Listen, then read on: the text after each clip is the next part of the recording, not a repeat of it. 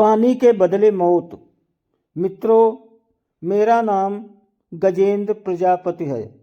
मैं राजस्थान का रहने वाला हूँ।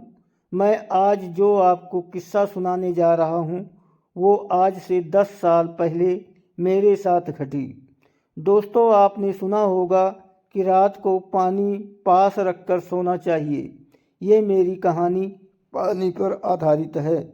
आज से 10 साल पहले मैं अपने मामा के यहाँ जैसलमेर गया। वहाँ जाकर पता चला कि यहाँ तो 2 साल से अकाल पड़ा है और पानी लेने के लिए 5 किलोमीटर जाना पड़ता है। मामा मामी से मिलने के बाद मेरे मामा का लड़का और मैं पानी लेने के लिए चल पड़े। रास्ते में पैदल चलते हुए थक गए थे और एक जगह बैठ गए। तब उसने एक किस्सा सुनाया कि पिछले साल पानी की वजह से एक औरत का बच्चा रो रहा था और वो काफ़ी बीमार था।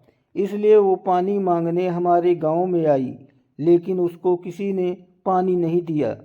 जब वो वापस लौट रही थी तो रास्ते में उसको ठाकुर के घर पर पानी दिखा, तो उसने बिना पूछे पानी पीने की कोशिश की। जब उसको ठाकुर ने देखा तो वो गुस्से से आग बबूला हो गया और कुदाली लेकर उस औरत की तरफ दौड़ा। उस औरत ने भागने की कोशिश की, लेकिन वो गिर पड़ी। ठाकुर ने बिना आव ताव देखे कुदाली से उस औरत की हत्या कर दी। उसके एक दिन बाद उस बच्चे की भी बिना पानी के मौत हो गई। कुछ दिनों बाद खबर आई कि उसी कुदाली से ठाकुर को भी किसी ने मार दिया और धीरे धीरे उसके पूरे परिवार को किसी अनजानी ताकत ने मौत के घाट उतार दिया। ये किस्सा सुनने के बाद हम दोनों पानी लेकर वापस गांव की तरफ लौटने लगे।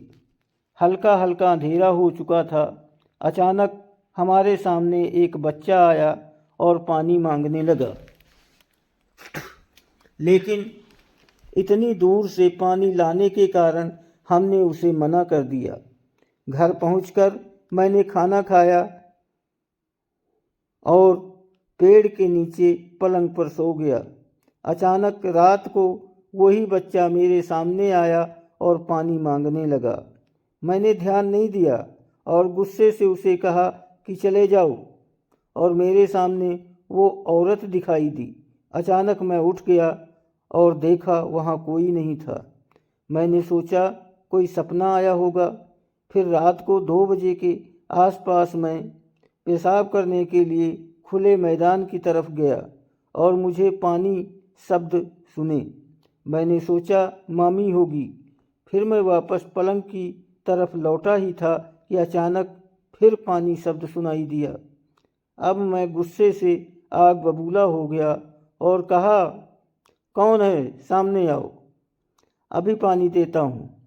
इतना कहते ही मेरे पीछे किसी के होने का अनुभव हुआ, तो मैंने पीछे मुड़कर देखा तो एक औरत कुदाली लेकर खड़ी थी। मैं डर के मारे बहुत ज़ोर से भागा और रास्ते में एक पत्थर से ठोकर लगने के नीचे गिर गया।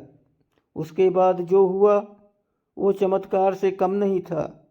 उस रात हल्के बादल थे और अचानक कुछ पानी की बूंदें उस औरत पर पड़ी और वो औरत गायब हो गई। मैं अपनी जान बचाने के लिए प्रभु को धन्यवाद देने लगा। अगले दिन ही सुबह जल्दी 5 बजे मैंने अपने घर मकराना जाने की ठान ली। मैं अपने मामा मामी को बिना बताए निकल पड़ा। स्टेशन पर पहुंचा और बैठे हुए मैंने देखा कि बच्चा रो रहा था। मैं घबरा गया, लेकिन वो औरत पास आई और पानी मांगने लगी। मेरे को पानी चाहिए था, लेकिन मैंने अपनी बोतल से उस औरत और बच्चे को पानी पिला दिया। उसके बाद रेल आ गई और मैं अपने घर पहुंच गया। उसके बाद से मैं हमेशा पानी अपने पास रख कर सोता हूँ। दोस्तों, वीडियो को लाइक और सब्सक्राइब करो। आप लोग क्यों नहीं करते लाइक सब्सक्राइब?